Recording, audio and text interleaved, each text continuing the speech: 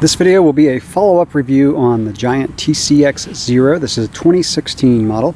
This will be my second review on this bike, and I'm actually shooting this one on location at my first cyclocross race of the year, and it is hot. This is Florida cyclocross, and today was just brutally hot. Finished my race. I went out too hard, but I still got the win on the bike, so that was good. But let me get into the bike and just give you guys some things that I've noticed the first, I'd say about a month that I've had this bike. Again, first race is over and done with. It rode really well, absolutely no problems during the race, shifted well, everything. So let me first start by saying that the price on this bike ended up being, it's about $4,500 retail. When I shot this video, they didn't even have the price published yet. I think I estimated that would be about the range of the bike, and I was right. And I just have to say that for an Ultegra Di2 bike with tubeless ready wheels and carbon frame and fork, that I think that price is just phenomenal, especially when you compare it to the 2015 TCX Zero model. I know it was Dura-Ace, I know the wheel set was a little bit higher end, but that bike was $2 grand more than this. So at 4,500 bucks, this bike is a great value. I don't think I mentioned it in the first video, but this is an internal battery, so it's in the seat post here. Someone had asked that question. I realized I didn't mention that. So the battery's inside, all the cabling is inside.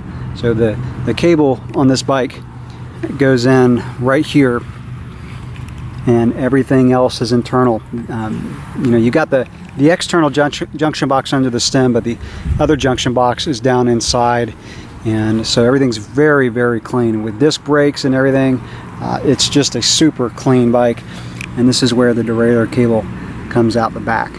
Now, the one thing that I wish Giant would have done was included some plugs for these holes. So this is, if you ran a front derailleur, this is where the cable would go into, and that's where the rear. So these are kind of open, so if you got caught in some heavy rain, I think you could get a little bit of water inside the frame. Now there is a hole down by the bottom bracket, so since it's carbon, it's not a huge deal, but my Niner that I had last year had really nice plugs and everything for the holes. But as far as I can tell, I mean, I looked in the little bag that came with the bike and everything, and I didn't see any kind of plugs. I saw one little plug, but it was honestly hard to figure out where it went, but nothing that would plug these up. So that's one thing that I wish Giant would have included. Let me just mention a couple minor issues that I've had with the bike. First of all, the seat post was creaking a lot when I got the bike.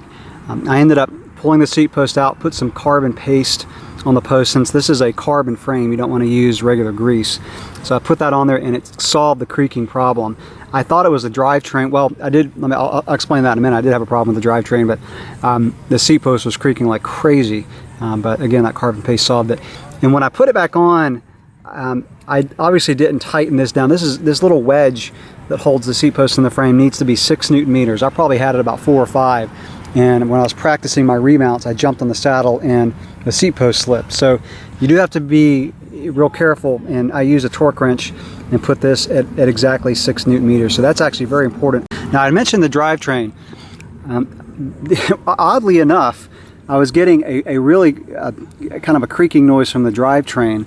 I pulled the bottom bracket out, greased everything up, put it back in, was still getting it. And then, which I should have done first, I checked the chainring bolts, and every single chainring bolt on this bike was loose. When I say loose, it was probably less than a Newton meter. And so I don't know if, you know, the guy at the factory that was putting this bike together just was texting his buddies and forgot to tighten them. But if you get one of these bikes, check your chainring bolts, because it was a really loud creaking noise. I know I made that video on you know, how to solve a creak in a bike, and I should have checked the chainring bolts first. I just never got a brand new bike that had loose chainring bolts. So fortunately, that was a very quick fix, and have had no creaking noises since I did that. Now, I think I'd mentioned in the first video that this does come with a chain guide, and I'm actually really glad. Even though this is a narrow wide chain ring, and it should hold a chain on without any issues, I have a narrow wide on my mountain bike, and I've dropped the chain twice, and the second time it happened, I bent the chain. So it's really nice. I mean, cross gets really bumpy, and you know, just to explain this course today, we had about 2 mud sections, 2 or 3 sand sections, and just some short steep climbs, and we had a little descent with a lot of sand. But it's really bumpy, and if you race cross, you know what I mean. So it's really nice to have that reassurance. Now, I was cleaning the chain, and I was spinning it backwards, and I must have put the chain cleaner over a little bit, and it knocked the chain off down here, and it was a bear to get it back on with this chain guide. But the good news is I really don't think with this chain guide and narrow eye chain ring that you're ever going to drop a chain. So again, I'm glad Giant did include that on the bike. I was a little skeptical at first. I was like, well, that's a narrow eye, why do you need it? But after dropping the chain on my mountain bike a couple times, and it doesn't happen often with the narrow wide, but there is a chance it could happen. So you could really just ruin a race if you drop the chain and bent it. So good job for putting that chain guide on. Like I had mentioned in the first video, I was a little skeptical with the wheels. This is the first non-stands wheel set that I've run pure tubeless without the old rubber rim strip that we used to do back in the day. So the wheel set does work. I think I had mentioned in the first video that it comes ready to go tubeless. You don't have to put any tape on the rim, even though it actually comes with tape. There's already tape on it, so you just put in those valve stems. Now, I'm not running the stock tires. I'm running the Continental Cyclocross race tires. It's a good fast rolling tire. The tires that came with the bike were a mud tire, and I didn't really need those for the races that I'm doing right now. You know, obviously if we get a lot of rain, I may put them on, but these tires are fine. So the rims do a good job.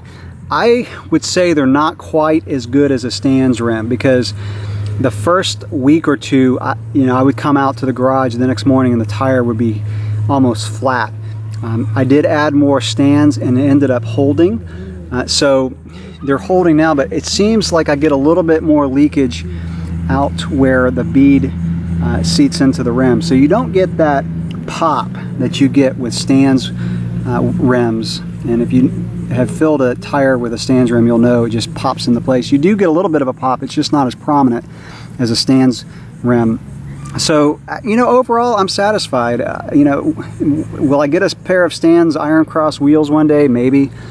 But these are doing a good job. And, it's a fairly lightweight wheel set. And by the way, it is the Giant CXR1. They do make a CXR0.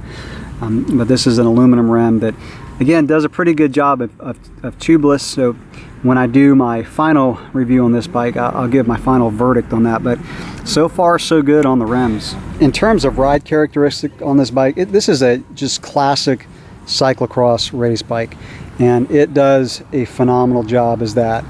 It's quick, it accelerates quick, it's really sharp in the handling department. I don't feel like the bottom bracket is too low. I haven't had any pedal strikes on turns or anything like that. It just rides really, really well. The carbon does a great job of absorbing chatter, and it's not very harsh. I'm running, by the way, about 33 psi in the rear tubeless and about 30 in the front. I could probably get away with a little bit less, and it would smooth out the course a little bit, but again, the ride characteristic on this bike is just spot on for a race bike. And this bike uses a very flat top tube. Some cyclocross bikes will have a little bit of a slant on the top tube. This is, like I said, it's a pure race bike, so it's designed to be able to shoulder the bike. I have not had to shoulder this bike yet. All the barrier crossings and everything like that we've done so far have been to where I can just carry the bike. I usually don't shoulder the bike unless it's a long set of stairs to run up, but there's plenty of room to get your shoulder under this top tube. The handlebar on this bike is aluminum, and as is the stem and the seat post, but it's still pretty stiff.